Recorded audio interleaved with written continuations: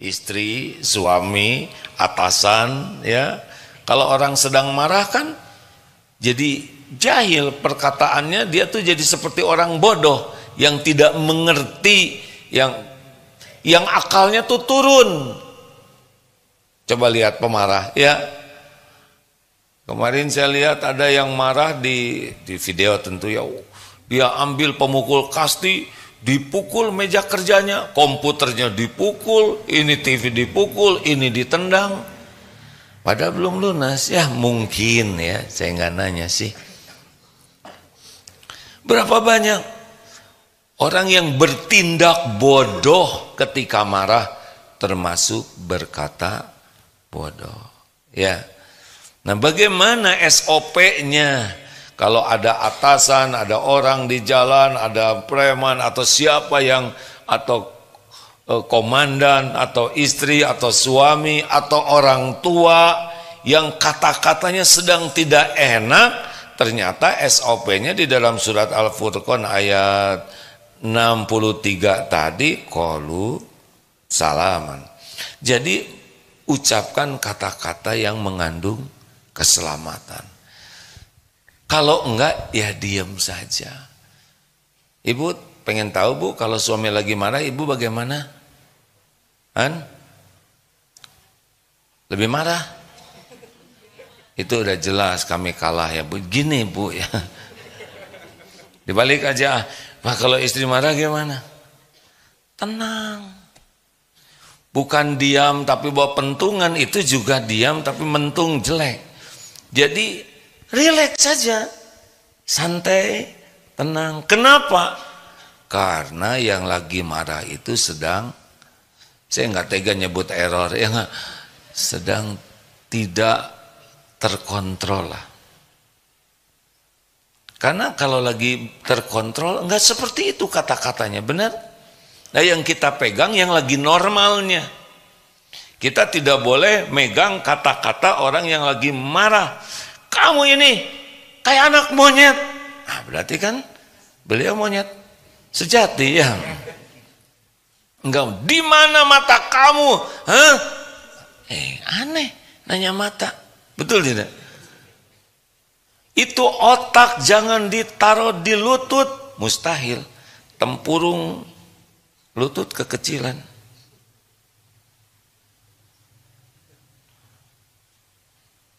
Nah, ini harus kita sadari betul, ya.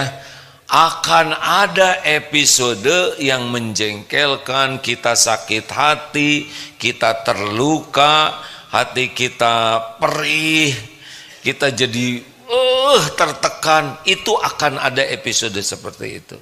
Ini terjadi biiznillah, dengan izin Allah. Untuk apa?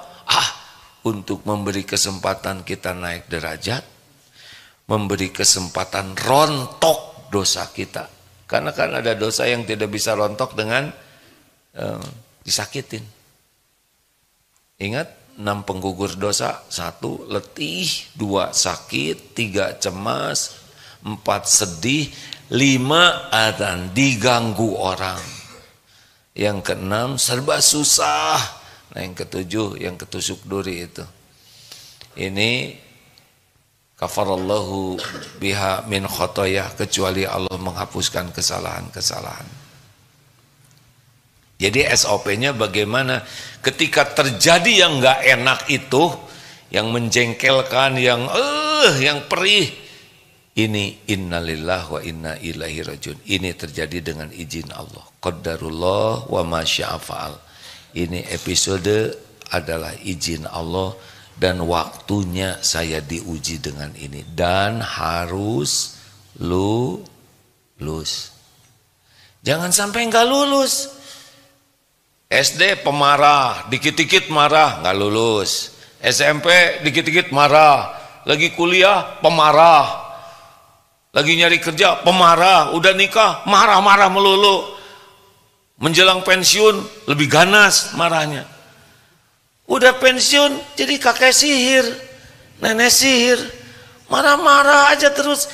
Ini gagal nih jadi tuanya.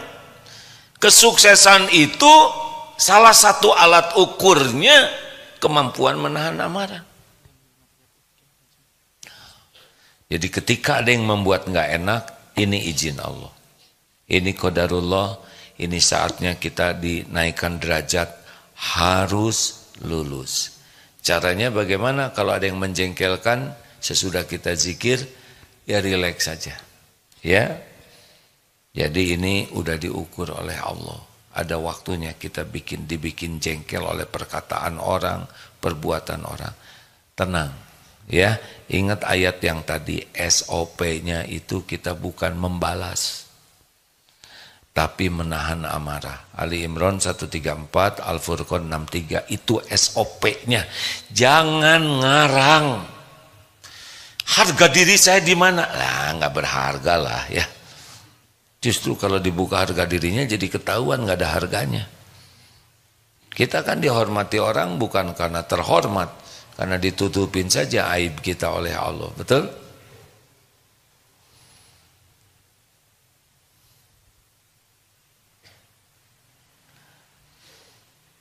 Jadi kalau ada yang nggak enak, ya sudah, ini episodenya. Kayak dikasih kertas ulangan, karya waktunya ujian, tinggal dikerjakan dengan baik.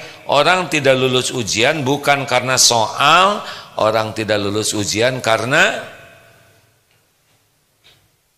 salah jawabannya. Kasep ini mah sederhana jawabannya.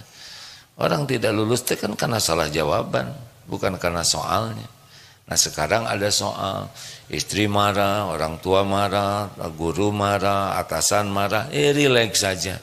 Nggak usah dimasukin ke hati. Ini waktunya diuji. Qadarullah wa ma sya'afa'al, innalillah wa inna ilaihi rajiun. Tenang. Apa zikirnya? Apa zikirnya kalau situasi begitu? Apa Bu? Astagfirullahaladzim, bukan Bu. Itu boleh. A'udzubillahi minasyaitonirrajim. Jadi ketika nyel di sini kita mulai jengkel, a'udzubillahi minasyaitonirrajim. Tapi pelan, ya. Karena kalau keras nambah. A'udzubillahi minasyaitonirrajim. Itu juga apalagi sama atasan, a'udzubillahi minasyaitonirrajim. Kelihatannya dipecat ya. Maksud a'udzubillahi minasyaitonirrajim adalah supaya kita tidak termakan oleh bisikan setan yang maunya kan bela diri dan ngebales. Ingat ya, orang yang lagi marah tuh nggak peduli kebenaran. Pedulinya adalah kemenangan dirinya dengan pembenaran.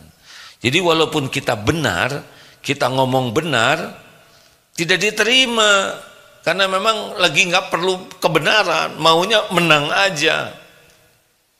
Maka tugas kita bukan berbantah-bantahan, tapi meredakan amarahnya supaya normal lagi mikirnya. Kita menjelaskan juga kalau orang lagi marah, dia tidak mau ngerti karena akalnya sedang tidak, saya tidak tega nyebut tidak normal ya nggak, sedang tidak pada kenormalan ya. Sama aja. Jadi tugas kita kalau ini marah, suami marah, atasan marah adalah meredakan secepat mungkin supaya reda. Nah dari sana kalau sudah reda nyaman, kita bisa bicara, menjelaskan. Tadi sedang tidak normal, jadi anggap saja lagi ngigau lah ya. Kalau ada yang marah tuh, nah, gitu aja lah ya. Tapi tidak perlu juga nanti diomongin, Bapak mah kalau marah tuh saya anggap ngigau, marah lagi ya. Jangan ngeladenin orang marah dengan sikap yang bisa menambah kemarahan. Tidak ada gunanya. Makanya dalam Islam bertengkar itu sangat tidak baik. Yang baik itu adalah menahan diri. Qalu salaman. Kita tahan amarah, kita maafkan, kita berbuat baik. Itu SOP-nya. Standar prosedurnya kalau ada situasi yang nggak enak tuh. Tahan, kemudian kita zikir. Kalau masih jengkel kita, pokoknya jangan bicara aja. Karena kalau udah bicara kita ini, udah itu. Kita juga ikut tidak normal.